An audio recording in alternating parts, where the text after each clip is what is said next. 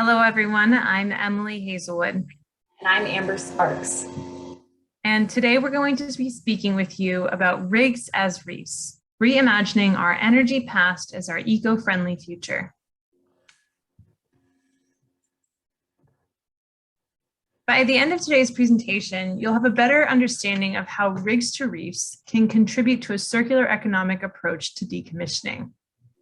Throughout the world's oceans, anthropogenic impacts have destroyed many of the world's natural reefs, while simultaneously, oil and gas platforms around the world are approaching the end of their useful lifetimes. But during those lifetimes, they've developed rich marine ecosystems. Rigs to reefs provides a decommissioning strategy which maintains those unique reef ecosystems while providing a cheaper alternative to complete platform removal. The problem: there are thousands of offshore oil and gas platforms found in almost every single ocean on the planet. Many of these platform structures are quickly approaching the end of their useful economic lives and will soon face decommissioning or complete removal. The legislation that pertains to their removal can be quite complex, and traditional decommissioning is traditionally very expensive. It's technically challenging, and it's very environmentally impactful. And it begs the question, what happens when the oil wells dry up? Enter the engineering feat of a lifetime: how to remove a structure some the size of the Empire State Building from the sea floor. This process requires the plugging and abandoning of all wells, the removing of all drilling infrastructure, removal of the jacket and associated topside infrastructure, and recycling that scrap metal on shore. Now, this is particularly impactful when you consider the unique marine ecosystems that have been developing on these platforms. In fact, many of the world's platforms, and especially those in California, have developed in some of the most productive ecosystems found on the planet. A typical 8-leg structure can provide a home for up to 14,000 individual fish, and a smaller 4-legged structure can actually provide up to 2 to 3 acres of habitat for a variety of marine species. Now, the alternative, how to maintain these unique reef ecosystems, would be rigs to reefs. Rigs to reefs is an alternative to complete offshore decommissioning and removal, whereby an oil company may choose to modify a platform structure so that it can continue to support marine life as an artificial reef. There are several alternatives available for how to reef a platform jacket. Once the wells have been sealed and plugged and the topside infrastructure, everything above the sea surface, has been removed, the platform can either be towed to an alternative location for reefing, it may be toppled in place, or the upper 85 feet is removed and the remaining infrastructure is left in place to stand as an artificial reef. However, not all platforms are suitable for rigs to reefs conversion. All stakeholders need to consider the platform location, water depth, age, and the cost of complete removal versus reefing. However, rigs to reefs is not a new concept. It was born in the late 1980s in the Gulf of Mexico, and since that time, the Gulf of Mexico region has reefed between 500 and 600 offshore oil and gas platforms. However, we're also beginning to see some grassroots efforts taking place internationally in areas such as Malaysia and Thailand, which are beginning to develop their own rig to reef program guidelines. Southeast Asia is a unique area where we're beginning to see rigs to reef programs develop in new and innovative ways. In Malaysia, they're repurposing structures for ecotourism, where they've turned a jack-up rig into a diver's paradise where tourists can come from around the world, stay above the platform, and then dive on the platform structure and on the surrounding reefs. Other areas around Malaysia and Thailand are also investigating other opportunities to develop more traditional rigs to reef programs, but they're facing issues of liability for that structure, fishing considerations, as well as issues associated with the cost sharing.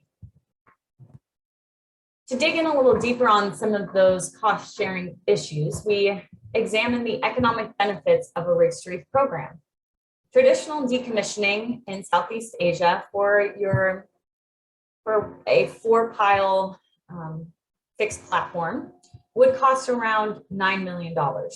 However, to repurpose that structure as a reef would cost $7.2 million. So that's an average savings of about $1.8 million, or 20% of that decommissioning cost. In the United States, our Rigs to Reef program split the cost savings between the state and the oil company.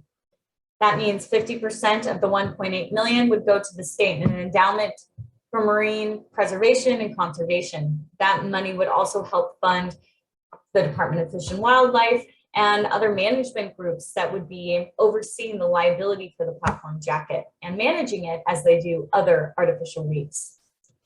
The other remaining 50% of the 1.8 million would remain with the oil company stakeholders. However, in Southeast Asia, there are many incidences where the oil company and the state are one and the same. And so that entire cost savings would remain with that particular stakeholder. Rigs to Reef has benefits and cons. So we're going to take a quick look, an overview of those. First, looking at some of those benefits or pros, we see the cost savings and the potential to benefit both the state or oil company stakeholders. There is the environmental preservation, an ecosystem that's developed over decades on these platforms, and the opportunity to preserve and protect those ecosystems. Decommissioning has a significant carbon footprint associated with it. So if you are removing less material from the ocean, you're going to be decreasing those CO2 emissions. There are also some of the stakeholder benefits. Recreational divers, recreational fishermen, and commercial fishermen can benefit from the ecosystem services associated with offshore oil and gas platforms. There is also the potential for ecotourism or alternative uses of these structures. Once they have finished producing oil and gas and those wells are sealed and capped, it's possible that we could repurpose the entire structure for other energy generation uses such as offshore wind. Some of the cons that we see now are a lack of global legislation.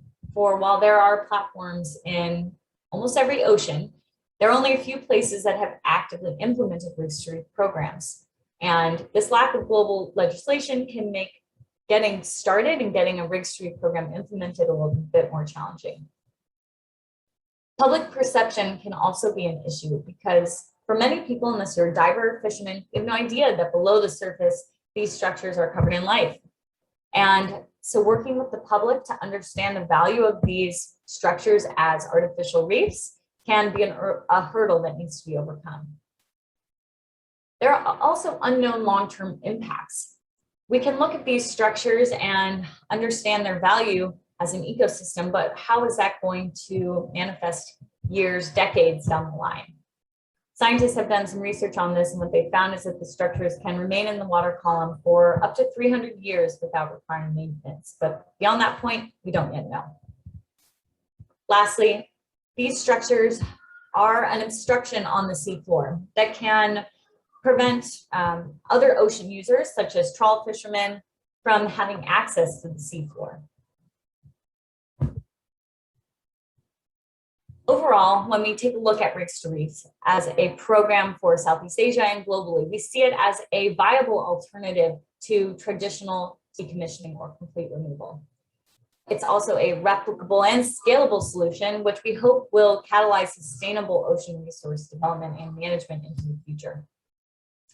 You can learn more about our work and the work around Rigs to Reef at our website, rigtoreefexploration.org, or you can email Emily or myself at our email addresses here. Thank you.